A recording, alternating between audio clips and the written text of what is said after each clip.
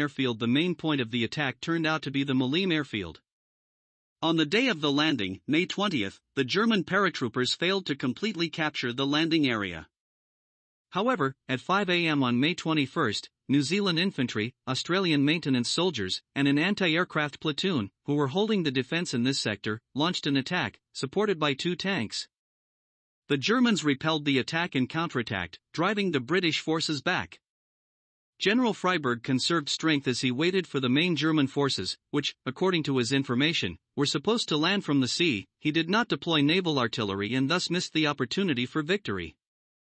On the morning of May 21st, the Germans received reinforcements and cleared the surroundings of Malines, after which they were able to land heavy transport aircraft at the airfield.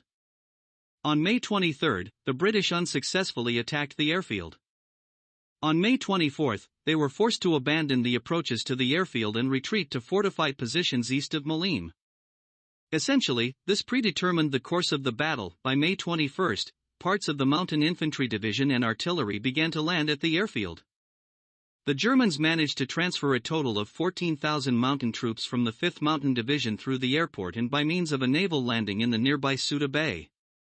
During the conquest of the island, which took place in heavy battles until June 1, the Germans compensated for the superiority in land forces of the enemy with virtually unlimited dominance in the air, with aviation inflicting serious losses on the British fleet and ground forces. On May 30, when the British rearguard was still holding the area of Lutrasfakia, the commander of the garrison, General Freyberg, left Crete in the evening on a hydroplane.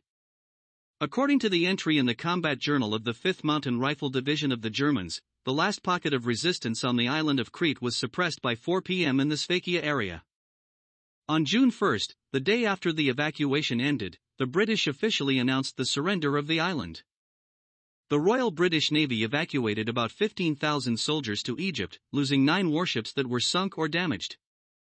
The serious losses that Germany incurred during the operation demonstrated that a large-scale aerial invasion of a local well-fortified defensive area, although it may be successful, is associated with significant casualties among the most well-prepared military units. The reason was the inability to provide the landing operation with artillery and full air support when landing on unprepared landing sites. German paratroopers were forced to operate in conditions of detachment from centralized command and neighboring units, against a prepared defense that was supplied with artillery and armored vehicles. On the other hand, during a traditional landing from the sea, losses could have been even higher.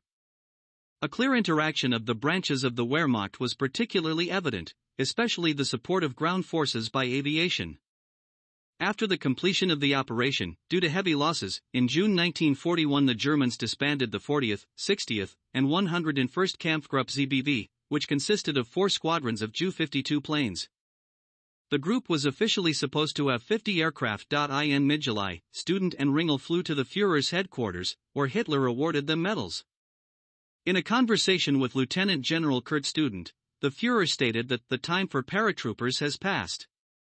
The most significant outcome of the operation to capture Crete was that afterwards, Hitler categorically forbade the use of airborne troops in major operations to avoid heavy personnel losses. The personnel of the Wehrmacht who participated in the capture of the island received the right to wear on their cuff the ribbon of the Military Valor Distinction Cretan / approved in 1942 personally by Hitler.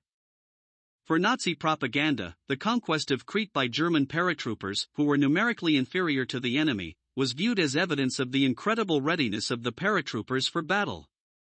Their mythical glory was praised in the Song of the Paratroopers or in the song In Crete in the Storm and Under the Rain, specially written after Operation Mercury.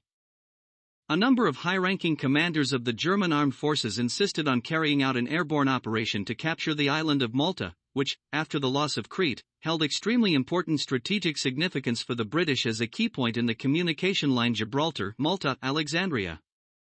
In particular, General Erwin Rommel insisted on conducting such an operation. With the loss of Malta, the British would also lose control over the central Mediterranean. Later, Hitler's persistent refusal to carry out the operation to capture Malta was viewed by participants in the events and historians as a major strategic blunder.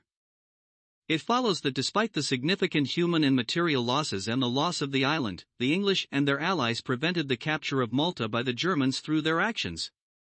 This became one of the most important strategic consequences of the stubborn and bloody battle for the island of Crete.